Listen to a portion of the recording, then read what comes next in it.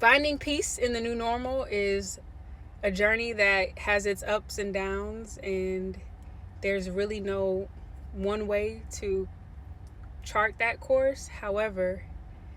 there's multiple perspectives that we can take as we move forward in finding what that new normal is and using it as fuel for us to continue to move forward in the life that God has called us to continue living today, as we continue to wake up with breath in our body and ability in our minds and hope in our hearts.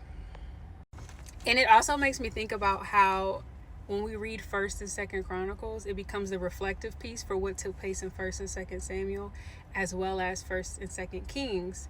And it speaks to this idea of legacy so clearly, because when we look back at what took place in First and Second Kings, First and Second Samuel, we see now in First and Second Chronicles that this becomes the reflective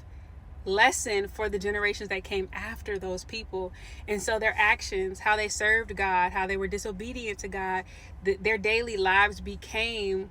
a lesson, a tool for teaching and wisdom for the generations that came after them. And so it just, when you look at it from that perspective, you really start to see that each and every decision that we make in our lives today, the people that come after us will be able to look at our lives and learn from our lives and be able to use our life and our life path as wisdom for them. And I just think that that is a beautiful perspective to have when it comes to loss. Although it takes a moment to get there, because the emotions and the feeling of loss is so real. But when you do finally get there, you really start to understand that our purpose here and the existence that we have here on earth is so much bigger than us, and each decision that we make is so much bigger than us. And every time we move forward making a decision with our best interest at heart,